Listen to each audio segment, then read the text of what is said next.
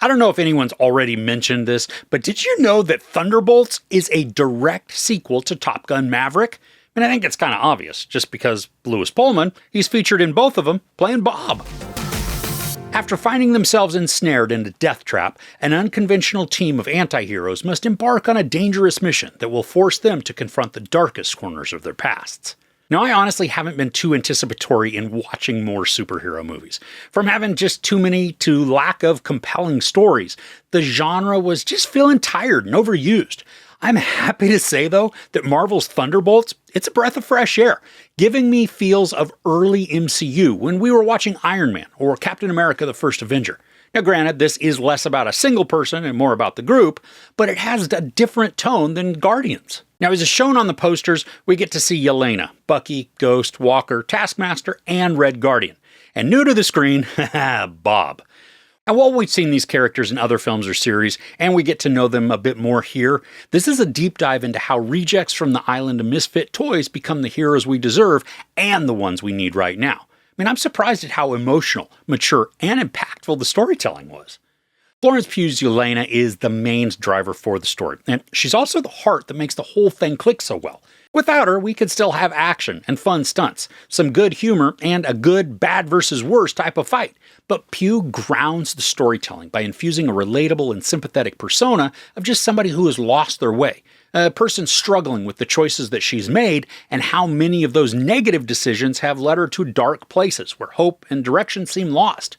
And while it's very direct and obvious, the film doesn't preach about mental health, even though there is a large focus on it. And just about all the characters have moments, or long sequences that focus on their mental outlook, some depression, and even the longing for better without having the tools to achieve it. I mean, this is powerful, and it's very similar to how mental illness and mental health were key story elements in Moon Knight. Thunderbolts also approaches the subject with compassion and understanding. And you might be saying to yourself, what the crap? I am not looking for some psycho mumbo jumbo. This is supposed to be a superhero action movie. Well, it's both. I mean, the reason the action is so meaningful and engaging is that we spend so much time with characters who are dealing with their own emotional baggage. So when they have to come together or take on the final boss, all of that anguish, stress, and sadness have been established to then make the climax both relevant and on point. And if you're solely looking for action, I mean, there are some excellent scenes that are choreographed really well and then captured in engaging ways. I mean, one of the opening sequences follows Yelena as she navigates through this crowded hallway full of people that she has to subdue. And just like with that corridor fight sequence that's in Old Boy, we get a fluid, moving scene. But this version shows Yelena taking out people from a top-down perspective.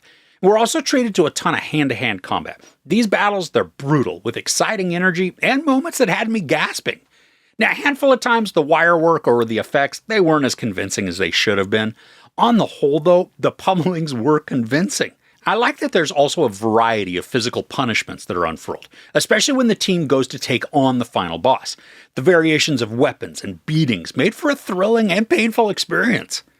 Now, kind of like in the Guardians films, snark and sarcastic wit, they're a large portion of the humor. I mean, we're watching the B or C team trying to get along, all while figuring out how to win against the baddie. And even though some of the humor is cringe on purpose, it works within the dysfunctional dynamic that's established from pretty early on in the story. David Harbour as Red Guardian, he is over the top in all the right ways. He's loud, brash, simple, bordering on dumb, but full of compassion and wisdom just learned over a life of yearning and regret. And his exuberance makes his daftness endearing.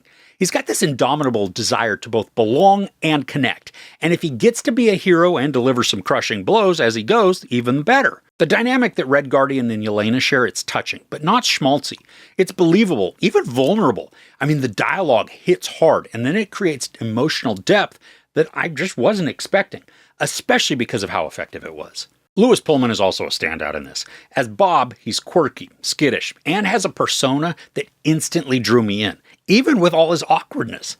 And just like with Pugh, Pullman is a large driver for the emotionality and the connection within the storytelling. I knew nothing about Bob going in, which turned out to be the right way to do it. I mean, I had zero expectation and also no idea of what he would contribute, so he was able to blow me away. Now, Pullman delivers a raw and exposed performance that is both complementary and integral to the mental health aspect within the plot. And Pullman's shy expressions, they help to craft this unassuming guy, but one who still has wit, strength, and a ton of relatability.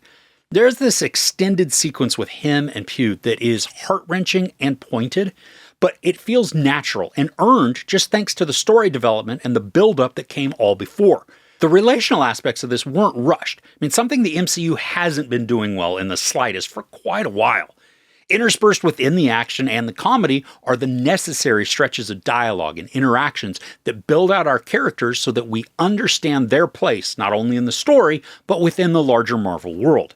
That's also something that I'm glad this film stays away from. There is none of the multiverse nonsense. While this pulls in characters from those other movies and shows, it isn't trying to tie in future projects by inserting all sorts of random characters just for some cameo introduction for an upcoming movie.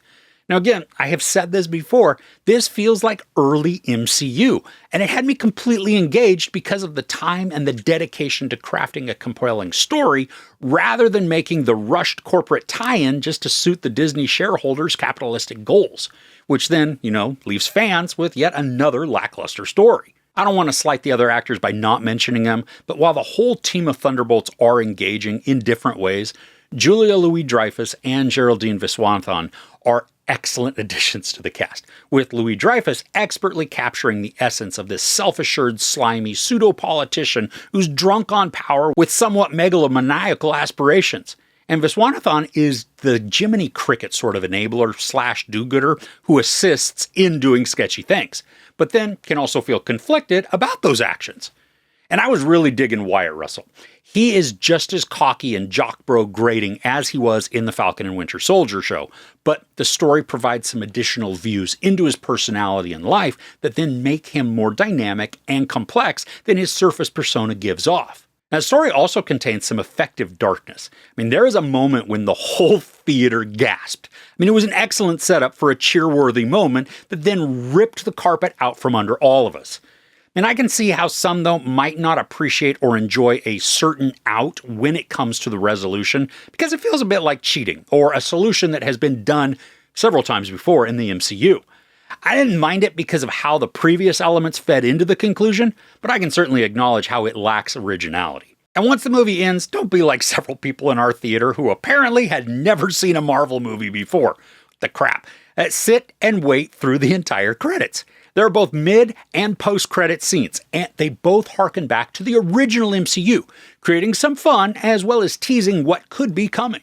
So overall, I'm happily surprised with Thunderbolts.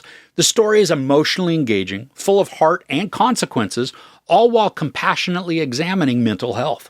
The action is exciting and immersive, but the narrative wouldn't have been nearly as impactful had we not had standout and electric performances from Florence Pugh and Lewis Pullman. They deliver vulnerability, humor, and relatability that propel this superhero story from decent to excellent. It's been quite a while since I've watched an MCU film and walked out hopeful for the future of the franchise. Storytelling is cohesive and comprehensive, allowing us to gel with the individuals as they work to become a team. And it may sound like hype from a shill, but I walked out of this with a huge smile on my face, wanting to see it again. And I don't remember the last time that happened with a superhero movie. There's no sex or nudity, a lot of profanity, and a bunch of violence. I give Thunderbolts 4.5 out of 5 couches. Yeah, I'm surprised too. But what's your favorite MCU or superhero movie? Let me know in the comments below. If you enjoyed this review, please give it a like. Also, don't forget to share and subscribe. I'm Chris. This is Movies and Munchies. Thanks for couching with me. Also, go get the Wheaties box.